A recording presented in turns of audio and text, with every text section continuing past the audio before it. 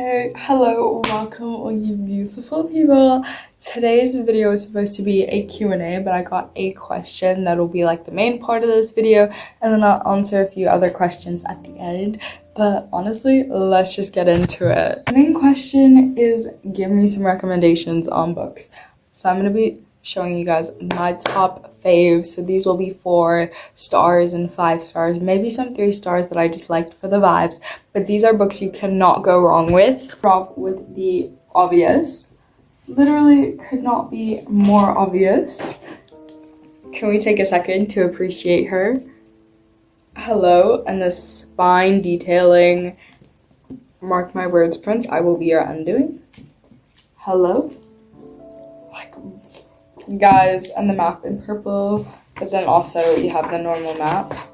Don't worry guys, you also get the normal map. I'm obsessed with her. The book is Powerless by Lauren Roberts. I got the special edition. That's how much I enjoyed this book. That is how much I enjoyed this book. Will be forever recommending it. This is a 5 star. This will always be a 5 star. We love her, could not recommend her enough. So basically this book, it follows Peyton and Kai, and basically Peyton, she is she's ordinary. She doesn't have any superpowers, unlike the elite who, Kai, he's the prince, but he is the enforcer as well. So his dad's the king, but he's the enforcer, which is quite an interesting dynamic, especially with their first meeting and stuff. But what happens in their first meeting is Peyton ends up saving Kai, like saving his life. And then in front of the whole, I guess technically whole country, whole kingdom, whatever, all the people saw her and loved her. And so they put her into these like trial-like things, competitions. Think Hunger Games meets Red Queen. Have I read The Hunger Games or read Red Queen? No, but I know everyone says it's like that. So yeah, there's trials and chemistry, and I love this book. Sue me. Literally sue me. I love this book. You should go read it. Powerless, Lauren Roberts. Chef's kiss. Like, literally, if there's one person like I could be like, or like somebody that I aspire to be as an author or just in general, Lauren Roberts. Absolutely adore her. I love her. Like, I strive to be like her. That's how much we love her. With that being said, I think you guys knew that these were coming. I think you knew. I'm rereading this book and annotating it, but I kind of ran out of tabs because I've annotated this one. More I've put tabs where I've annotated it the first time I read it. But guys, okay, so if you haven't heard of this, this is If He Had Been With Me by Lara Nolan and If Only I Had Told Her. So it's a little duology that will break your heart, so make sure you're in a good mental state before you read these. I still cry about them, and I read them a year ago. Anyways, so basically, If He Had Been With Me, we follow Autumn and, well, we don't really follow Finny, but we follow Autumn, and Finny is her boy best friend. They're childhood best friends. They literally live next door to each other. Their moms are best friends, so they always see each other. And something happens. You don't actually know what until the end, if I'm not mistaken. Something happens. They grow apart, and you just basically follow Autumn as she goes through high school and her kind of figuring herself out. And I mean, it says it in the first chapter, but basically Finny dies, and it's basically their love story and how they get to each other. So for 90% of this book, you will be happy. Well, actually, no. I think 80% of this book, you will be happy, and then the other 20%, you will either be sad or angry. I present to you I don't even know what the duology is called, but this duology. I recommend you any 4 books technically.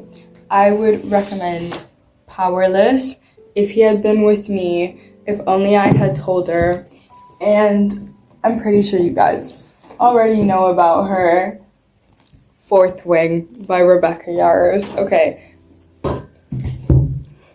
this book has some scenes in it But you can do what I did, which was I researched, because I got it as a birthday present. I researched and I just skipped the chapters that I didn't want to or wasn't supposed to read. This book is basically about Violet Sorrengail, and her mom puts her into this dragon riding quadrant instead of the scribe quadrant, and so basically she's weak and has to fight for her life throughout this whole book, and everyone has told her to stay away from Xaden because Violet's mom killed Xaden's dad, so obviously Xaden would try and kill her and she's weak. So it's basically her trying to survive her life and not be attracted to the guy who wants to kill her. She was a 5-star. Anyways, let's move on. If I could recommend you any 4 books, if I'm on my deathbed and they're like, recommend me 4 books that are actually good and I will genuinely rate 5 stars, I would give you those books. I have barely met anyone who has rated them below a 3-star. 3-star worst. But like, do you know what I mean? The only people who like would rate it like 3 stars probably be for Powerless, because lots of people say it's like a ripoff of Red Queen. Ugh, stop talking about Red Queen. Do you know what I mean? So there is that little beef that's happening between Powerless and Red Queen that has not been addressed, by the way. But I don't know. I haven't read Red Queen. Don't know. I will read Red Queen though. It is on my TBR. Well, actually, TB bot. So I do want to read and buy that book. So it is there. But yeah, I'm hoping because I love Powerless that I'm gonna love Red Queen. Because honestly, guys, I don't really care. If it gives vibes, if it gives plot, I'm happy. Okay, so if you're more a part of the younger audience, so like obviously at my age, if I read these books, well, okay, it's a bit subjective. I'll explain in a minute, okay? But these books, if you're 12 and up, you will enjoy them. If I read these right now, I would enjoy them. I know so many people who are my age who are reading them right now and are enjoying them. And I'm not going to explain every single one of these because that would take forever, but I'm going to explain my favorites, okay? I'm going to show you my favorites, duh. Okay, so the classic One of Us is Lying trilogy. I had the Lost book, but one of my friends lost it. So now I don't have it, but this trilogy, chef's freaking kiss. Loved it, okay? Well, actually, I love the first book. The last 2 books were iffy for me. First book, amazing, 5 stars. Next book. This is my favorite Karen M. McManus book. Favorite from this author. This book. Okay, so basically it's about this girl. I forgot what her name is. Still don't know what her name is. But isn't it like Emma? I don't even know, dude. What is this girl's name? I know she's Ellery. I knew it was something with an E. Basically, Ellery, she has a twin. She moves back in with her grandmother, and she basically goes back to this really creepy town that her mom grew up in. And did you guys hear that? My wrist clicked. Anyways, so she goes back to the town that her mom is originally from. But the thing about this town is that both of its homecoming queens have gone missing or have turned up dead. So that happened in like 1996, right? Where Sarah Corcoran, who is Ellery's aunt, went missing when she vanished on her way to the library, just vanished, right? And then 5 years ago from when this book took place, Lacey Kilduff was founded. So she's like, you know what, it's really good. So basically, Karen M. McManus, she writes mysteries and thrillers with side plots of romance, and I promise you guys, I am scared super easily. These barely spooked me. Okay, that's a lie. Some of them spooked me a little bit, but I would stay up late reading them, and I finished most of these in under 24 hours. So like, I would buy the book and then not sleep until I finished it because they were so good. They kept me on my toes. They were so good. The only one I didn't enjoy was The Cousins, which is some people's favorite book. Not mine. I'm sorry, guys. It's not mine. It really isn't. And there's not much to say about that. It's just one thing that happened in the book kind of icked me out. Okay, spoiler alert. I don't know. For the people who have read it, the part where she kisses who she thinks is her cousin. It's a bit weird being attracted to your cousin. But that's a me thing. Anyways. Karen and McManus. You will thank me later. Like, I feel like even if I read these now, I would fall in love with Karen and McManus. I'm so excited for her new book, Such Charming Liars. Haven't picked it up yet because of the price of it. Like, the price of it here in Mauritius is actually outrageous. And I'm not paying that much money for a book. And it's like the big copy. And it's like, dude, imagine this with like, no, it's definitely not giving. I will wait until it goes into the smaller version and then I will purchase it. With that, for like middle grade. Guys, I know for the people who are not into like middle grade, it's coming, I promise. I just gave you guys some good book recs. Let's see some of the little ones and then we'll get back to our usual. Okay. It's quite long, but the School for Good and Evil, I love these books with all my heart. This is the series that got me into reading. I read this when I was 10. I picked the first book up, we were still in lockdown, and I read it within a week. Not because of boredom, because I genuinely wanted to read. And ever since then, kind of been a reader girly.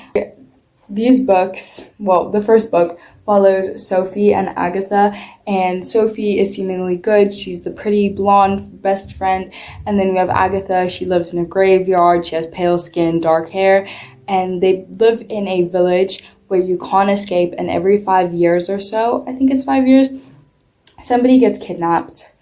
2 people get kidnapped, one seemingly good, one seemingly evil, and then, like, I don't know when, but a box gets dropped off outside of the bookshop with stories, and basically they can see the people from their village, from their town, inside of the stories, and they're just like, oh, well, that's where the people who get kidnapped go to. So Sophie really wants to get kidnapped and be sent to the school for good so she can live out her princess dreams. Agatha gets swooped along, but they both get kidnapped, but they end up getting stuck at the seemingly wrong schools, and then they have to figure out how to get out, and that's basically the plot of the first book, and then it just gets crazier. To say the least, it just gets crazier, and those are my favorite middle grade reads that I still own and cherish, and I mean, I brought all of them to Mauritius with me, so when I say I cherish these so much. And then if you're into fantasy, the Secret Shanghai series by Chloe Gong, I have only read these and the first book. These I still have to read, but I bought them, so if that tells you anything, like, they are on my TBR. I'm waiting to read them, but like, guys, this pile over here is my TBR. In other words, it's not looking good for me. But basically, the first book, we follow Juliet Kai, and basically Juliet and Roma Montagov, they are both the children of big gang lords. I don't even know what you'd call them. But basically of rival gangs. They're the heirs to rival gangs, and so both of their parents decide for their children's safety to basically ship them. I don't even know where they took them.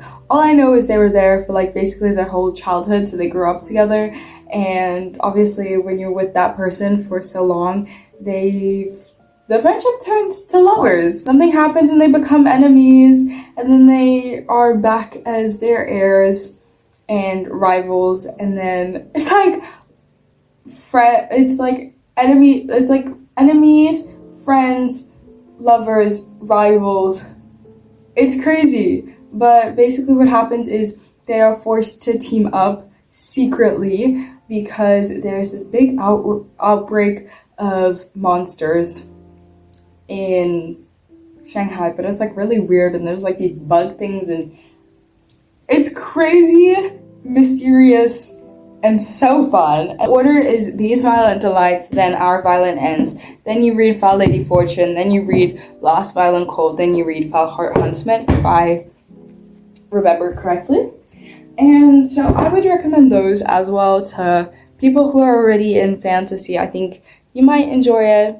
Personally, first one was 5 stars, and then this was 4 stars, this was 5 stars, and then these I'm reading, but I don't know if they really suit my taste still. Not even gonna lie. Let's get into my favorite romance books. Oh, and by the way, these are clean. All of these that I've last showed you, these are clean, and The School for Evil is definitely clean, guys. They're all clean, except for Fourth Wing. And in here, there's like one scene, so one scene, guys. You'll be fine. I'm pretty sure I've already recommended those. Not even gonna lie. I'm pretty sure I've already done this as a video, but it was horrible.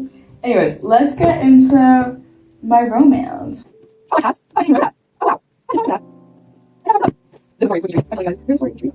Okay, let's get into, these are the last books that I would recommend. Let's start with Our Romance, okay? We'll give you the top. Let's give the tea. Let's spill the tea, okay? When I was reading this book, I was in a situation where I completely related to what the main character was saying, and I was like, girl, I get you. That's why I started tabbing halfway through the book. But me and the guy broke up, so we're not even gonna talk about it, guys. But it was fun while it lasted. I'm joking, but like, guys, look how cute, like the annotations.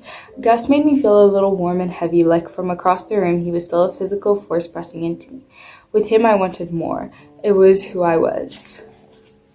This date would have been perfect if it had been a date. That's kind of heart crushing, but that's also so.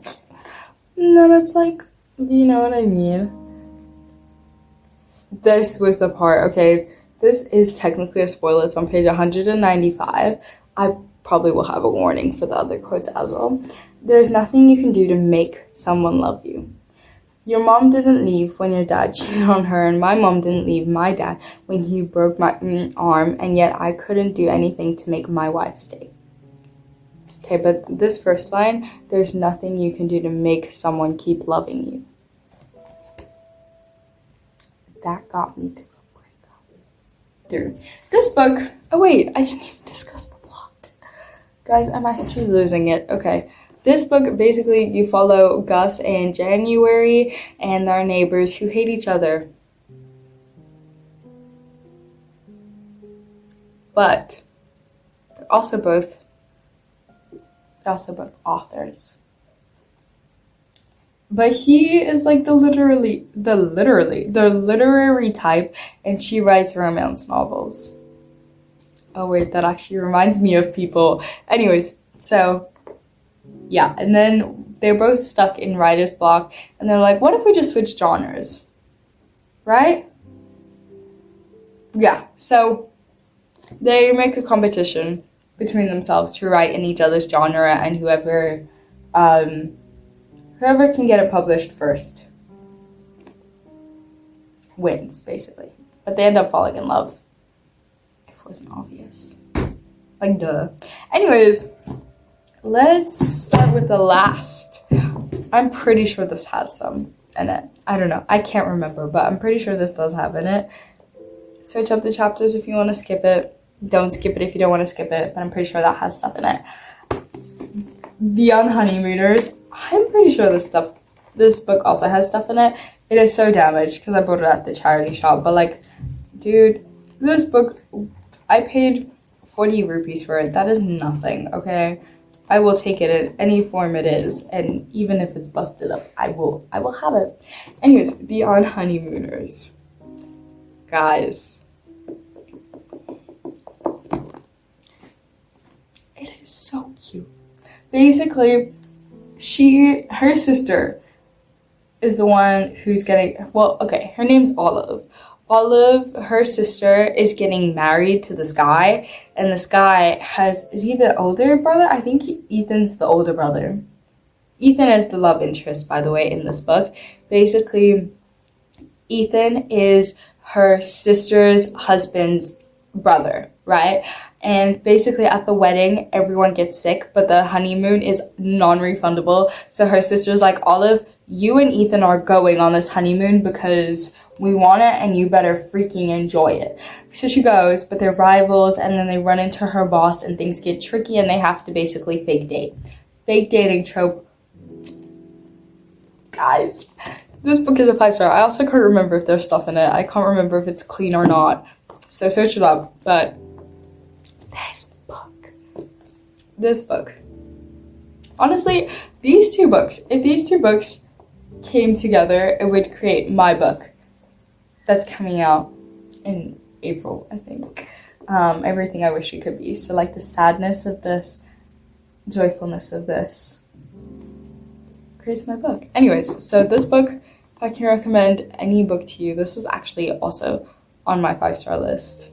So if you want a good romance book, this book, that book. If you take any recommendations from me, please let it be that. When it comes to romance, please let it be that. That for like a happy romance. Anyways, let's go with our sad romance books. Okay, these are pretty close in comparison because people say that they're kind of a ripoff of each other. I see it, but the original, The Fault in Our Stars, this is not my copy. This is my friend's that I'm just happen to have because she moved to Thailand. Anyways, so guys, The Fault in Our Stars, you follow Augustus and Hazel. You probably already know what this book is about, but basically Hazel and Gus, they both have cancer, so they're both in a cancer support group for kids, and that's how they meet. And then they become friends. Friends turn into lovers. Lovers turn into heartbreak endings sometimes. And this book, I was reading it because I borrowed it from the library. I was reading it and I was finishing it, and we were in the car waiting for my brother to finish his session, and I was crying, like sobbing. My brother came back and he was like, is she okay? It's like, is she mentally okay? Is she going off the walls? And my mom's like, yeah, her book's just sad. This book broke me and continues to break me every single day. But love her. All the Bright Places. Similar aspect, kind of, except it's Theodore Finch and Violet Markey. And they, well, okay. So Violet, her sister died. And Theodore, he is suicidal. And basically, she saves him from trying to commit. And she tries to show him that there's actually happiness and joyfulness in life, and it's not so unbearable. But then life happens. Can you see?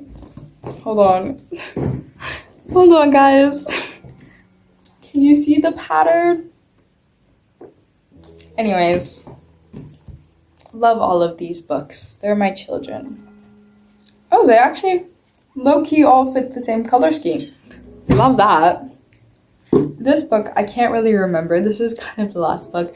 This is They Both Die at the End by Adam Silvera. This book I read in 2021. I did skip the scenes. But basically, they live in a world where you get a phone saying, hey, you have less than 24 hours to live. Not sure exactly when, but enjoy your last day. And basically, Mateo and Rufus, they both meet on their last day to live. And they spend it together. It's cute, bittersweet. But you know they're both gonna die at the end. It's literally the title. And that concludes the book recommendations. Actually, I have one more, but this video is already 30 minutes long. Okay, you know what? Okay. The last book I'm going to recommend to you, I was going to recommend The Serpent and the Wings of Night, but I don't have time for that. But I love her too. Daisy Jones and the Six. This book, read it so fast. The vibes are immaculate. The storytelling forever changed my life. I'm pretty sure I annotated a few lines. Love Daisy. Like, I love like some of the things that she says. Confidence is being okay, being bad, not being okay, being good. What it's saying is confidence, the definition of confidence is to be okay when things are bad, and it's not, what it is not is being okay when it's good. So confidence is being able to be okay when it's bad, not being okay when it's good. So it's just saying that confidence really just shows when you're at your worst, and it's basically saying to be okay when things are bad. Like, for instance, when you mess up, when you make a mistake, that some people view as bad, and confidence is being okay with making mistakes and being bad, in other words. This Daisy Jones, this book opened up my eyes, changed my life, was such a good book. The vibes were immaculate. The story was a little crazy, but love her nonetheless. And that concludes my whole book recommendations tangent, but I am gonna answer the few questions while I put the books back. So the question that I got was, how did I even start writing? Like, what inspired me to write, I guess. Like my journey into writing books. I mean, I've always been a writer. I wrote picture books when I was younger, and I would like draw them and like write them, and it's honestly cute. Like, looking back, it's really cute. Hey guys, so it is editing Michaela. It is currently 10 o'clock. I'm editing this video, and what I didn't see was after this video, somebody asked on the poll if my book, Everything I Wish We Could Be, that's coming out soon, if it was inspired by like a past relationship or whatever, and the answer to this is yes. I mean, I wouldn't fully give him credit for it. It's just we were dating at the time, so obviously a lot of my inspiration was pulled from our relationship. So yeah, and then like also the name of the character kind of gives it away. But yeah, so it's just like definitely a part of him is within this character, but he isn't the character. So the character is mixed up of 3 people that I know, which is including the guy, obviously, because we were dating at the time. And yeah, so those 3 guys and fiction, because obviously I'm creating my dream man. Like, I don't care how you treat me, I'm gonna make you into the dream guy on paper from my book. And it doesn't have to be you, because it's not you, it's the character. So I wouldn't say that he owns the character, but it's definitely inspired by him. And I got a few other questions, but I cannot answer them on here. But anyways, yeah, editing Michaela out. Anyways, thank you for listening to me. Yeah, I love filming videos, but I always hate editing them. So I should probably go edit them. Make sure I'm not late for my next class. I'm pretty sure I'm 8 minutes late. Anyways, I love you guys so much. Have a awesome day, and I will see you guys in the next video. And if I'm not mistaken, the next video will be the next in my How to Write a Book in 2025 series. So I cannot wait to see you guys in the next one. Love you so much. Bye.